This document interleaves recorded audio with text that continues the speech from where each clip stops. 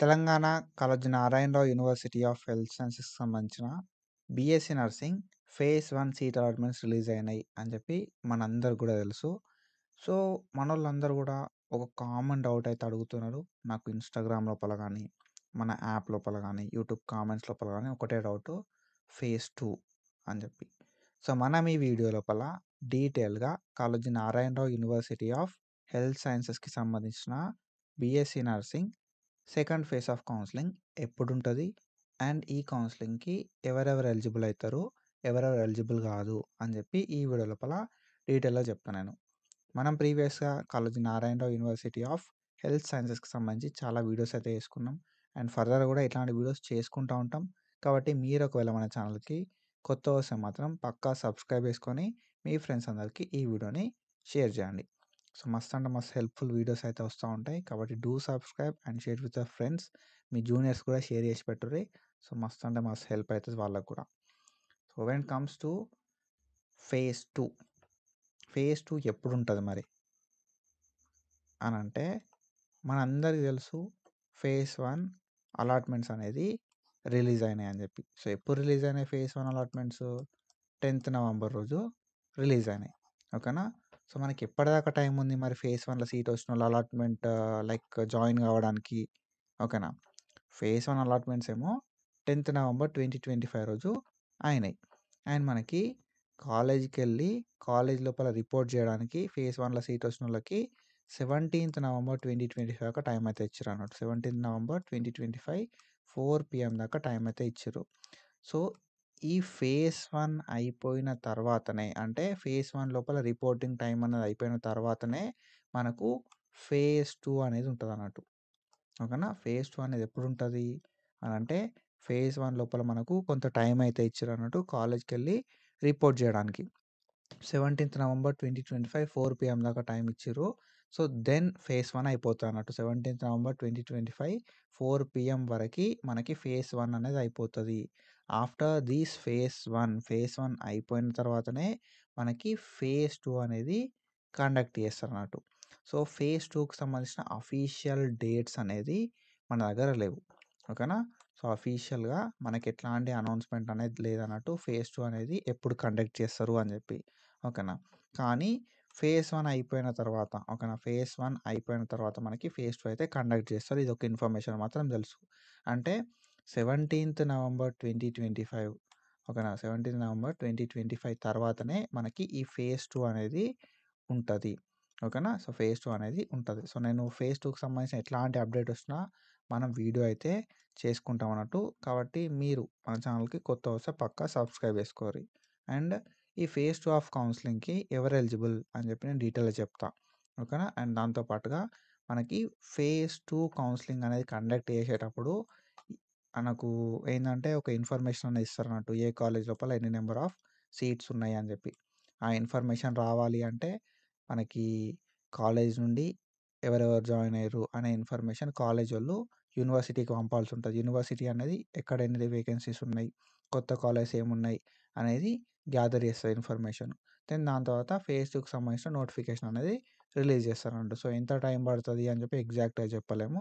ఒక 1 week off time అయితే పట్టే ఛాన్స్ అయితే ఉంటదన్నట్టు. సో, చూద్దాం ఫర్దర్ ఏమైనా ఇన్ఫర్మేషన్ వస్తే మాత్రం పక్కా నేను వీడియో అయితే చేస్తా. సో, ఎవరెవరు ఎలిజిబుల్ కాదు అని చెప్పి మాట్లాడుకుందాం.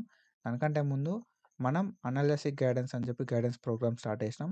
So, it is the best time. So, మీరు సబ్స్క్రిప్షన్ తీసుకోవాలనుకుంటే మాత్రం ఇది చాలా బెస్ట్ టైమ్. రూ. 154 ఉంటది సబ్స్క్రిప్షను. సో, తొందరగా సబ్స్క్రిప్షన్ తీసుకోర్రి. లిమిటెడ్ పీపుల్‌కి మాత్రమే. ఎందుకంటే ఆల్రెడీ మనం ఫేజ్ 1లో సీట్ రావాలంటే ఏం చేయాలి అనేది చెప్పినాం. ఓకేనా? సో, మళ్ళా ఫేజ్ 2కి చెప్పి, ఫేజ్ 3కి చెప్పి, ఇంకేమన్నా ఉంటే ఆఫీసర్స్‌కి చెప్పడం అనేది చెప్పిందే మళ్ళీ చెప్పడం అనేది సో, ఇబ్బందయిన ప్రాసెస్ అన్నట్టు. ఓకేనా? సో, అడిగిన డౌట్సే అడగడము, కొత్త వాళ్ళొచ్చినప్పుడు వాళ్ళకి మళ్ళా ఎక్స్‌ప్లెయిన్ చేయడం ఉంటదన్నట్టు. సో, ఇవన్నీ చేయడం ఒక పెద్ద టాస్క్ అన్నట్టు. కాబట్టి నేను ఈ అనలిసిక్ గైడెన్స్ ప్రోగ్రామ్‌ని సో, ఆపేద్దాం అనుకుంటున్నా. ఆల్రెడీ ఎగ్జిస్టింగ్ పీపుల్ ఎవరైతే ఉన్నారో, సో, ఎగ్జిస్టింగ్ పీపుల్‌కి మాత్రమే నేనైతే సో, ఈ గైడెన్స్ ప్రోగ్రామ్ అనేది తీసుకుందామని చెప్పి అయితే అనుకుంటున్నా. సో, ఎంత తొందర పాసిబుల్ అయితే అంత తొందర ఈ ₹154 పెట్టి సబ్స్క్రిప్షన్ తీసుకోర్రి. సో, ఎట్లాంటి మిస్టేక్స్ అవాయిడ్ చేయాలి అని చెప్పి నేను చెప్తా డీటెయిల్‌గా. బీఎస్సీ నర్సింగ్ ఫేజ్ 2లో సీట్ రావాలంటే ఏం చేయాలి? ఎట్లాంటి మిస్టేక్స్ అవాయిడ్ చేయాలని చెప్పి చెప్తా. పక్కా సీట్ వస్తది అని చెప్పి ఎట్లాంటి గ్యారంటీ అయితే నేను ఇయ్య అన్నట్టు. ఓకేనా? సో, ఎందుకంటే మన సైడ్ నుండి మనం ఒక ప్రయత్నం చేస్తున్నాం. ఫేజ్ 1లోనే సీట్ రాలేదంటే ఫేజ్ 2లో రావడం కష్టమే.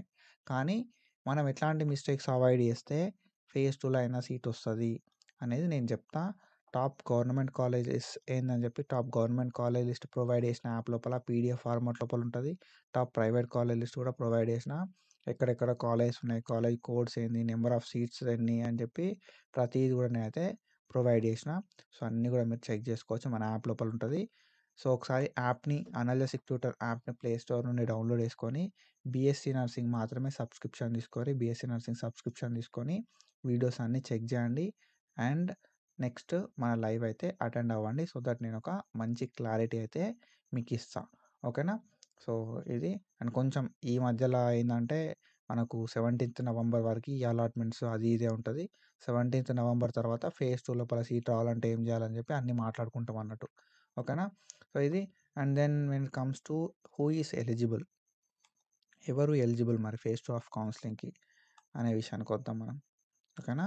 సెకండ్ ఫేజ్ ఆఫ్ కౌన్సిలింగ్‌కి ఎవరు ఎలిజిబుల్ అంటే ఫస్ట్ వెబ్ ఆప్షన్‌లు పెట్టుకున్న. ఫస్ట్ ఏందంటే మనకు మెయిన్ థింగ్ రిజిస్ట్రేషన్ అనేది చేసుకోవాలి. ఓకేనా? ఫస్ట్ ఫేజ్ ఆఫ్ కౌన్సిలింగ్‌లో పార్టిసిపేట్ చేసినోళ్ళు లైక్ ఏందంటే ఆన్‌లైన్ రిజిస్ట్రేషన్ ఎవరైతే చేసుకుంటారో ఆల్రెడీ ఎగ్జిస్టింగ్ ఆన్‌లైన్ రిజిస్ట్రేషన్ చేసుకున్న వాళ్ళు మాత్రమే సెకండ్ ఫేజ్‌కి ఎలిజిబుల్. First thing. ఓకేనా? సెకండ్ థింగ్ ఏంది కదా అంటే ఓకేనా? ఆన్‌లైన్ రిజిస్ట్రేషన్ చేసుకున్నావా నువ్వు then you are eligible for second phase. Then ఇంకొకటి ఫేజ్ 1 లోపల వెబ్ ఆప్షన్స్ ఇచ్చినవు. ఓకేనా?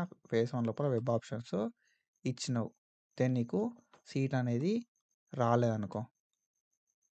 ఓకేనా? సీట్ అనేది రాలేదు. అప్పుడు నువ్వు సెకండ్ ఫేజ్‌కి ఎలిజిబుల్.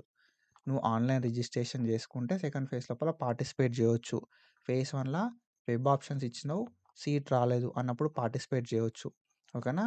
సో, ఫేజ్ 1 లోపల నువ్వు ఆన్‌లైన్ రిజిస్ట్రేషన్ చేసుకున్నావు కానీ వెబ్ ఆప్షన్స్ ఇవ్వలేదనుకో.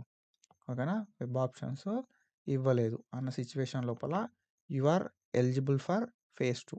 ఓకేనా? ఆన్‌లైన్ రిజిస్ట్రేషన్ చేసుకొనుండాలె. అండ్ ఫేజ్ 2 లోపల నువ్వు పార్టిసిపేట్ చేయాలంటే ఫేజ్ 1 లోపల సీటు రాకుండా ఉండాలి. లేకపోతే ఫేజ్ 1 లోపల వెబ్ ఆప్షన్స్ పెట్టుకోకుండా ఉండాలి. అండ్ ఇంకొకటి, ఇంకో కండిషన్ ఏంది కదా అంటే ఫేజ్ 1లో సీట్ వచ్చినా ఏం కాదు. కానీ ఓకేనా? ఫేజ్ 1లో సీట్ వచ్చినా ఏం కాదు. కానీ నీకు కాలేజ్ లోపల వచ్చిన సీటు నచ్చకపోయినా, నచ్చినా పక్కా జాయిన్ అయ్యి ఉండాల్సి ఉంటదన్నట్టు. అప్పుడు మాత్రమే సెకండ్ ఫేజ్‌కి ఎలిజిబుల్. ఓకేనా? సో, ఆల్రెడీ నువ్వు ఆన్‌లైన్ రిజిస్ట్రేషన్ చేసుకున్నప్పుడు ఫేజ్ 2కి ఎలిజిబుల్ అయితావు. ఓకేనా? ఆన్‌లైన్ రిజిస్ట్రేషన్ చేసుకున్న ప్రతి ఒక్కరు కూడా ఎలిజిబుల్ అయితారు. కానీ ఫేజ్ 1లో వెబ్ ఆప్షన్‌లు పెట్టుకున్నప్పుడు సీట్ రాకపోతే ఎలిజిబుల్ అయితావు. అండ్ దెన్ సీట్ వచ్చి జాయిన్ అయితే మాత్రమే ఎలిజిబుల్ అయితావు అన్నట్టు. ఓకేనా? సో, వెబ్ ఆప్షన్స్ పెట్టుకొని సీట్ రాకపోయినా ఎలిజిబుల్ అయితావు. వెబ్ ఆప్షన్స్ పెట్టుకోకపోయినా ఎలిజిబుల్ అయితావు. వెబ్ ఆప్షన్స్ పెట్టుకొని సీట్ వచ్చి జాయిన్ అయినా కూడా ఎలిజిబుల్ అయితావు అన్నట్టు. లేదు మరి ఎవరు అంటే ఎవరు ఎలిజిబుల్ కాదు అనే విషయానికొస్తే 2 kinds of people are not going to be eligible for BSc nursing phase 2. ఎవరు ఎలిజిబుల్ కాదు అనంటే ఫస్ట్ థింగ్ ఆన్‌లైన్ రిజిస్ట్రేషన్ చేసుకోరు చూసినావా? ఆన్‌లైన్ రిజిస్ట్రేషన్ నేను ఫేజ్ 1లో చేసుకోలేదు. సెకండ్ ఫేజ్‌లో చేసుకుంటా అని కొంతమంది ఉంటారు. వాళ్ళు ఎలిజిబుల్ కాదన్నట్టు సెకండ్ ఫేజ్ ఆఫ్ కౌన్సిలింగ్‌కి. దెన్ నెక్స్ట్ ఇంకెవరు ఎలిజిబుల్ కాదు అనంటే ఫేజ్ 1లో వాళ్ళకి సీట్ వస్తదన్నట్టు. ఓకేనా? ఫేజ్ 1లో సీట్ వస్తది. కానీ జాయిన్ గారు. ఓకేనా? జాయిన్ గారు. కాలేజ్‌కి పోరు. అలాట్‌మెంట్ ఆర్డర్‌ని డౌన్‌లోడ్ చేసుకోరు. సర్టిఫికేట్‌లు సబ్మిట్ ఇయ్యరు. అలాట్‌మెంట్ ఆర్డర్‌ని డౌన్‌లోడ్ చేసుకోకపోయినా ఎలిజిబుల్ కాదు. అలాట్‌మెంట్ ఆర్డర్‌ని డౌన్‌లోడ్ చేసుకొని కాలేజ్‌కి వెళ్ళకపోయినా ఎలిజిబుల్ కాదు.